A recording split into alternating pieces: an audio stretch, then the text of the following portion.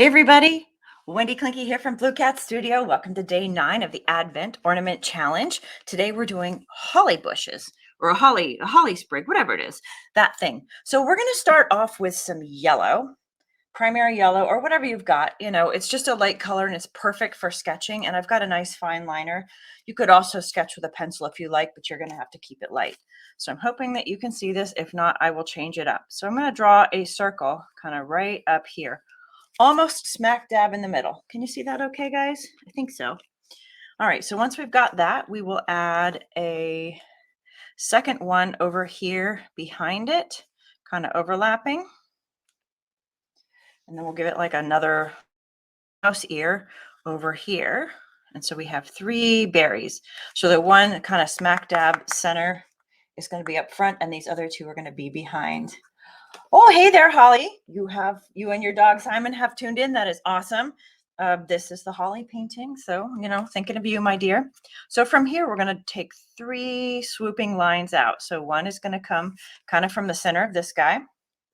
One is going to come kind of from the center of this guy. And you notice how we've got a sort of a graceful arc, or a graceful, whatever that is. Yeah, it's an arc.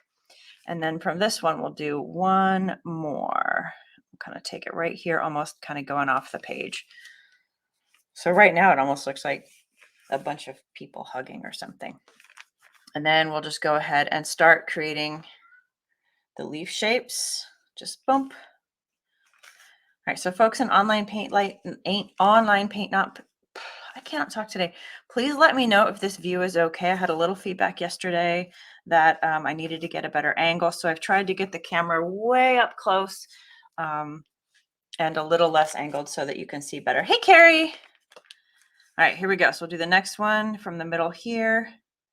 And again, it's just a series of peaks and swerves, almost like you're making ocean waves or little rounded mountains.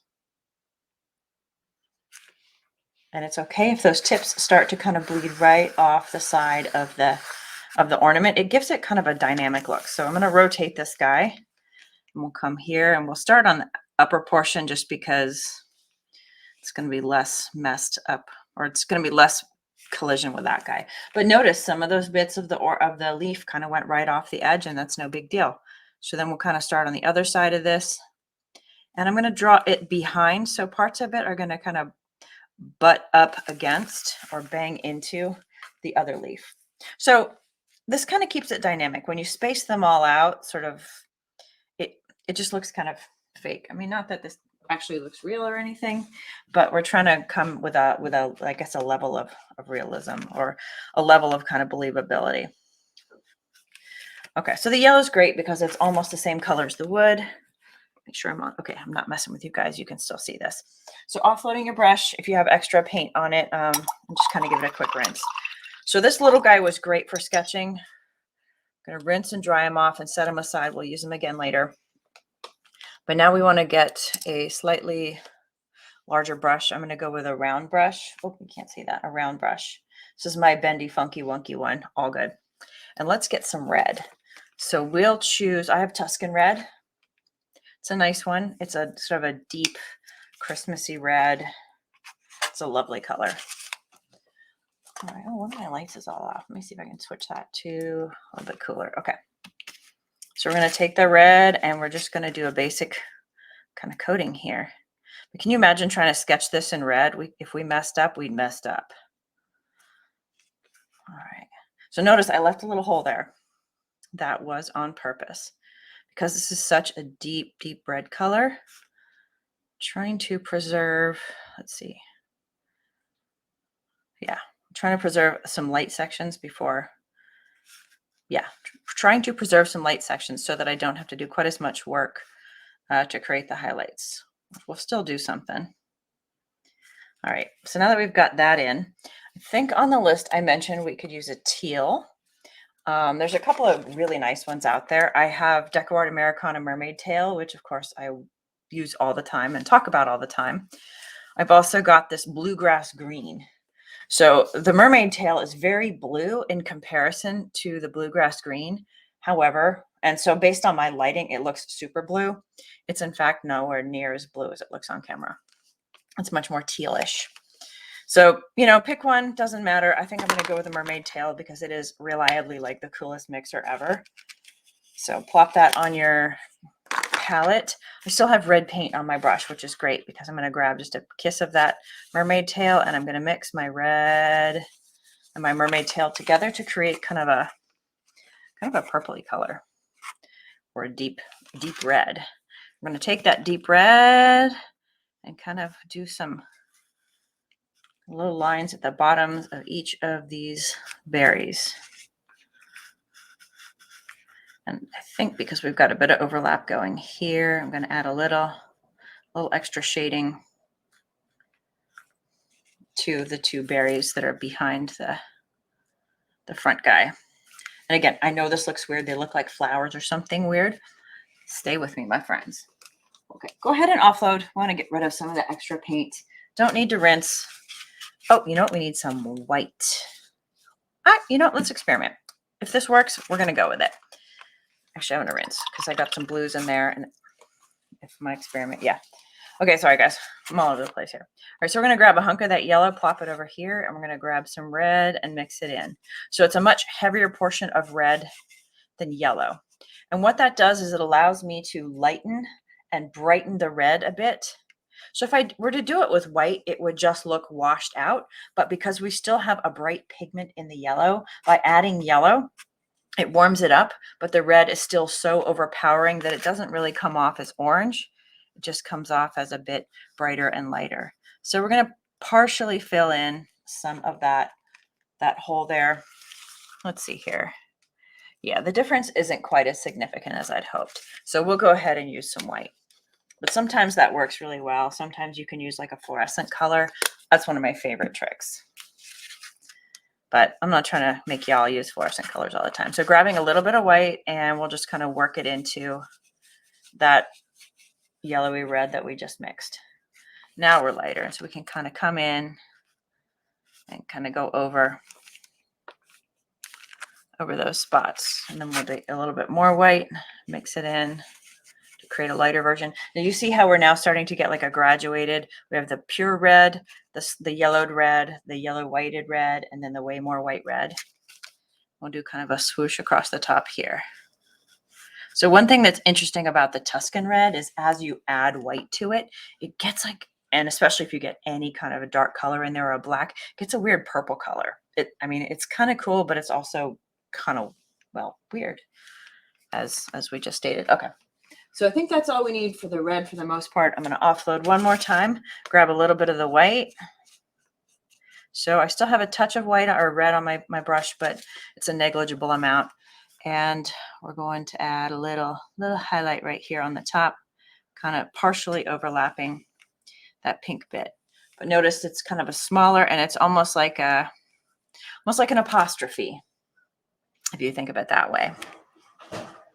Holy cow. The cat is knocking something over. I think they just want to go outside. Okay, offload, rinse. Let's go and get the background put in first. So if you have gold, awesome, amazing, use it. You have a couple of options, and I think gold is really fun for the background. The DecoArt Americana Metallics is great. So is the 24 karat gold extreme sheen. You don't have to use these. If you wanted to create a gold toned color that's not actually gold, we could just as easily take this purple color that we just mixed. Let's see if you guys can see that.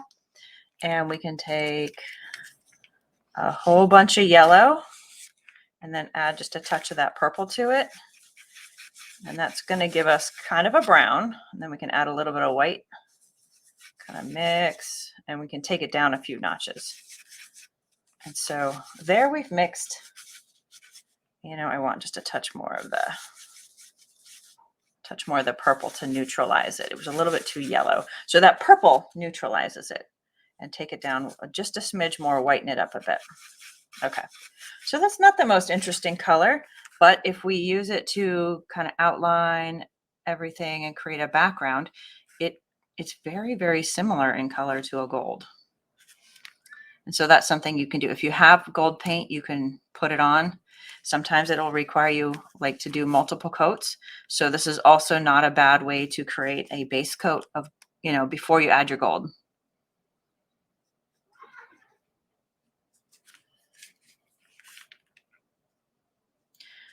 And I'm really loving this. I'm loving this project. So Jules Shepherd asks, where do you get the wooden ornaments? I found them on Amazon. If you message me, I can get you a link for it. Sometimes when I go back and try to find the comments, I struggle. Like, I think there was one I was searching for like all day yesterday. I think that was you, Carrie. And then I finally was like, okay, yep, there was the comment. And so anyways, yeah, I can certainly send you a reference, but I buy like a 50 pack from Michael's or Amazon, and it's anywhere from like 10 to 12 bucks. And sometimes they have really great deals where they'll take like a discount off, like the 5% off or the 20 make 20 discount from Michael's. But again, if you can source them and figure them out online, place your order for pickup. It's going to save you a whole lot of running around. Hobby Lobby might have them. I'm not 100% sure. I don't shop there quite as often. I go there when there's a color I need that Michael's just doesn't stock, because they have a great selection of Deco Art Americana stuff. Okay, so now we have a sort of a base gold color, and you notice we've kind of kept it warm so that those coolish berries really pop out at us. Okay, offload your brush. I think if you really wipe it down, you probably don't even need to bother with with rinsing it, because we're lazy like that. So now you can go ahead and grab a green. We started using oh good, Carrie says she got the link and ordered. I'm using an Irish moss green. It's a color I only recently discovered. I think it's just fabulous. If you don't have that, you could use sour apple from Deco Art, or even like the Craft Smart crisp green. Or if you've got festive green from Deco Art, but really anything that's kind of, sorry guys, like a spring happy green, it's going to be great. We're going to mess with it, of course. So let's go ahead, squeeze a little green on. I love this one because it's a very yellowed, warm green. I find that the sour apple is, sour? Yeah, it's a little bit cool for me. It's got a lot of blue in it on camera here, at least on this one right above me. In my opinion, it looks a little bit fluorescent, but I tell you, it's not fluorescent. So we'll get a base coat of that Irish moss, as we've also renamed it pickle green. And just fill in the body of our holly leaf. I'm feeling like I'm really kind of doing a crap job getting the edges of this leaf done properly. I feel like I keep like making a mess of each of the little cute little points on the leaf. If that's you too, you can always like just shift down to a slightly smaller brush. It'll probably help you maintain slightly better control. All right, here we go. Just filling it in.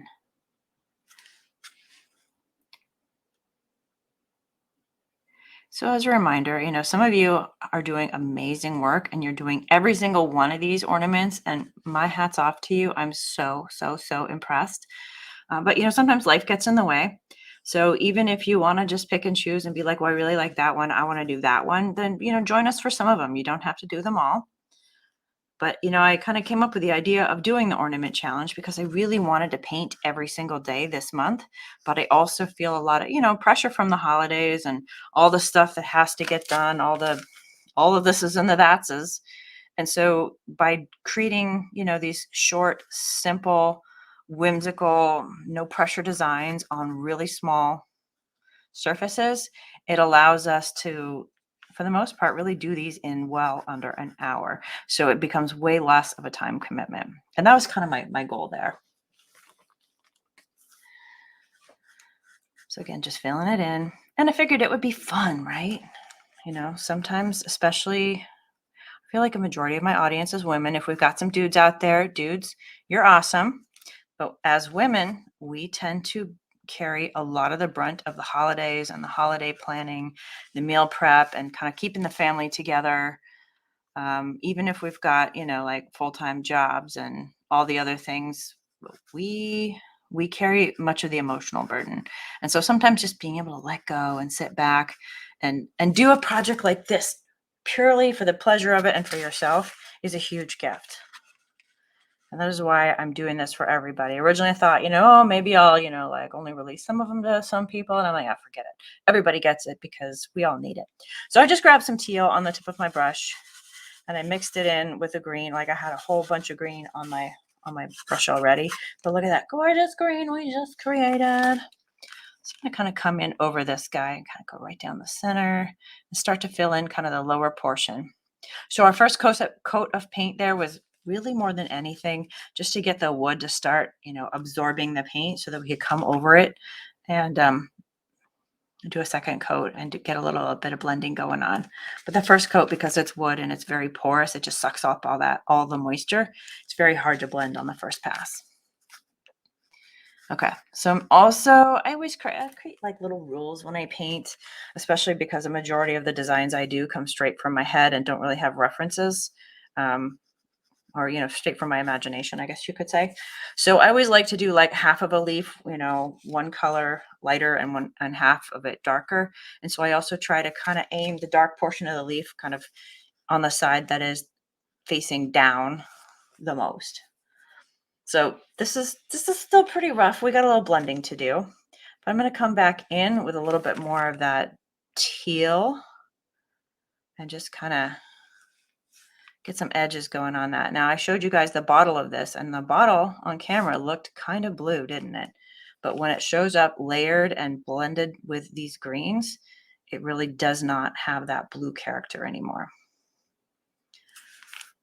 And so it's awesome. Like the more you work with a certain set of colors, like the sort of the better a sense you have of how they perform and operate, which is why, I often will default to the mermaid tail teal when picking some kind of a teal, because I've worked with it a ton and I've really had an opportunity to really push the boundaries on that color. So hopefully you're also developing kind of a set of favorites. So now you see weird 3-tone things. I know that is weird. I'm so with you. Come back in and grab a little green and just mix a bit here. And then we'll kind of create like we'll kind of blendy blend. Almost scrubbing, just kind of moving that pigment around, moving that pigment around. Moving that pigment around. So then what we end up with is really just kind of like a dark hint at the edges as opposed to very stark, harsh lines. So I'm going to offload a little bit of that paint just so I've got a little less to work with. Still wet. I'm going to grab some more of the straight up green. I'm going to kind of come along the center here and see if I can do a little blending on that as well. Because again, I don't actually want a harsh line.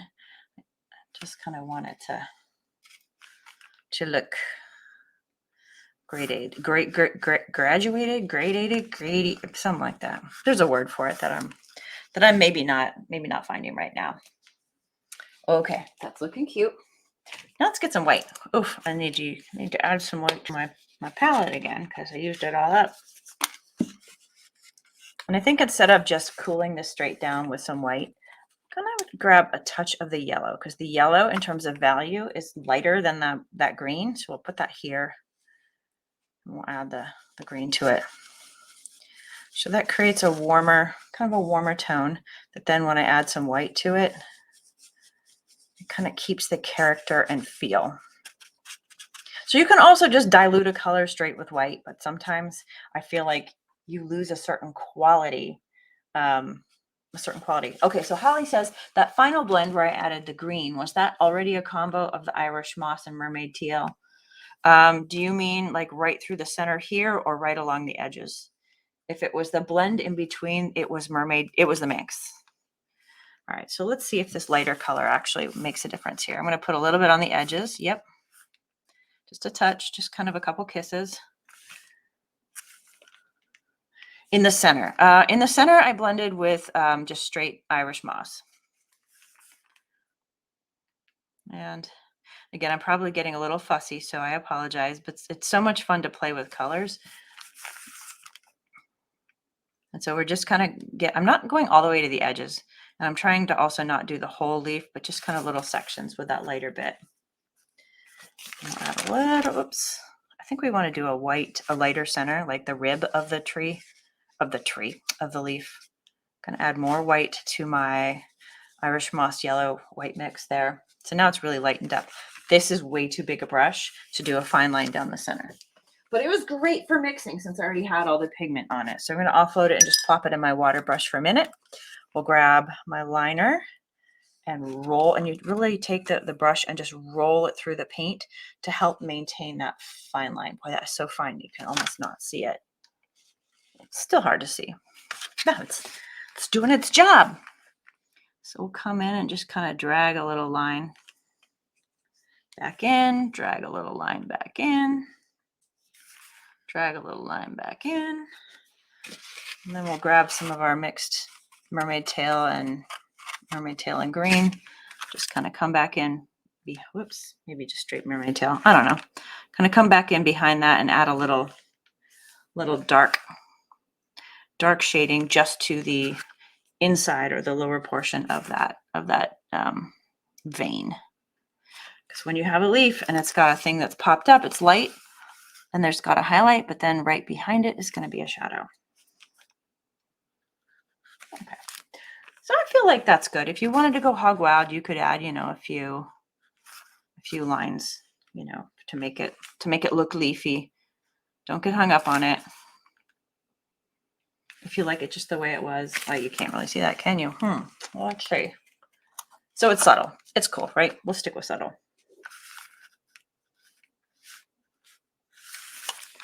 Maybe throw just a few in for giggles. I didn't even rinse my brush. I just went straight back to that sort of white mixture. I feel like that has been pretty solidly worked. And let's go ahead and get some gold background in, and then we can call this sucker. We can call this sucker good. So gently rinse. Look at that rinse job. My bristles went every which way. I don't know if you can see that. It's kind of all blending together. So I definitely want to get it in the paper towel and just kind of twist and get the bristles back. Uh-oh, it's not loving me right now. Okay, let's get some gold. So I don't have much in this particular guy, so I think I'm going to go with just the Deco Art Splendid Gold. You're going to use whatever you have on hand. And I want quick coverage, but I also don't want to. Here, I got a flat brush. It's a little guy. You could also use a round brush. Like so. So just going to come in and get a good coating on there. So in terms of values, we actually nailed it pretty good in terms of mixing that goldish color. And so if you don't have gold, you could just paint it that kind of peachy goldy color that we did. But now it also makes going over it with real metallic gold paint much simpler, because if a little bit shows through, it's going to be far less obvious. And it becomes kind of like a one coat. And we're going to break out the dryer soon. I know I haven't used the dryer on this at all today. And that's nice because this is one of those projects you can kind of break into little pieces and do like all the red and then all the green and then all the background, or vice versa. Although honestly, I do kind of like doing the background and then adding the green as sort of the last piece before we go gold. Just because you can get really crisp edges on those leaves. Of course, as you work, you're rotating. Let's see, can we shimmer that? Shimmer doesn't show too well. It's starting to show. So of course I did a little test piece, and let me tell you, I thought it was pretty spectacular. My composition on my test piece wasn't quite as great, but the colors were making me super happy.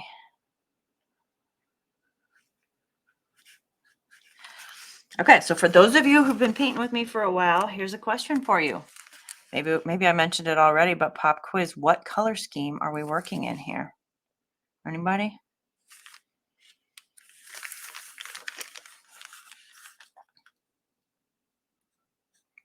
Well, green and red are our primary colors. And they're complementary because they are opposite of one another on the color wheel. And so they make a pretty powerful combination. All right, and getting in here is a little bit painful.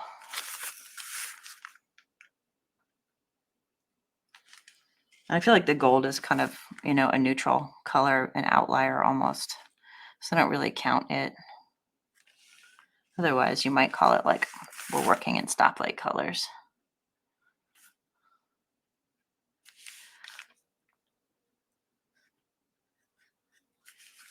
Okay. So I'm going to remove, whoops, get it off. Yeah, complimentary, Holly, right? Very good. Okay, okay. So now that I pulled that thing off, we're going to just add a little gold here. And I realize it's like all the same, and it's now just one big gold ornament. If you guys want to add a little differentiation to that, actually, I want to add glitter. We're going to add glitter to this guy. We're going to totally glitterify this. So give it a quick blow dry. And so at the dollar store, they have a lot of really great glitter glue that you can pick up. I also, from Michael's or Craft Smart, got the big old tub of just the gold. I mean, I buy bulk because, we use this stuff quite a bit. So we're gonna punch up the wow factor on this guy. Just add a chunk of the gold right there. Look at that. It's like an ugly, boring gray. Luckily, it dries really nice, and it dries in, maybe 10 minutes. So in case you're not feeling it right now, you can put that on, walk away, and then come back and be surprised. So I'm going to go kind of thick on this, right? Because I really want like a high concentration of glitter particles. The beauty of painting the gold underneath is that if I don't get every part, or I'm kind of cautious as I plop this stuff in here, you're not really going to notice because you're just going to see high test punch of gold no matter what, because it will dry clear and the gold underneath will show through. So it'll be like glitter gold on top of gold. Just gold, gold, gold, gold, gold.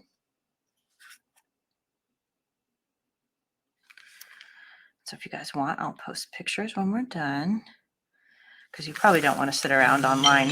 Uh-oh. Sorry, I don't know where I'm going off. It's the one that tells me I need to get back to class soon. All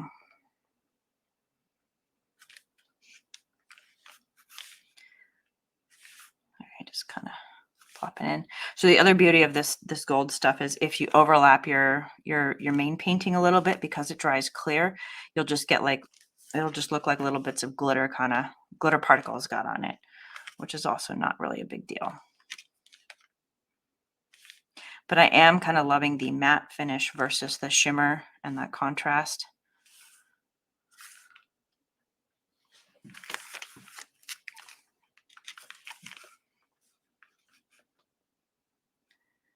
Doesn't that look awful? I promise it'll look good in a minute or in like 5 minutes. But actually, even like in this zone here, you can start to see it, or you can see that it's starting to dry.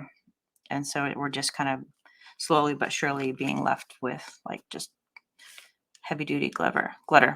So if you don't have gold glitter, you can always go with silver. I think silver would be just as pretty on this. Any kind of glitter will do. If you have blue glitter, well, that might be interesting. My only concern with blue glitter might be that it would kind of offset and compete with the green leaves. So the other thing that I think about, as I'm creating these designs, is we want like a good mix of light and dark. And so the leaves and the holly tend to provide that kind of darkness with a few highlights, and then the background is a bit lighter. Okay.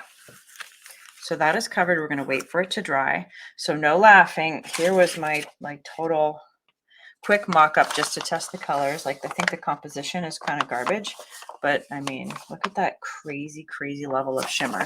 And there was me working on composition. So if you're wondering, when I'm preparing, I always sketch this stuff out. But look at that shine. I mean, hello, that's what this is going to look like after it dries.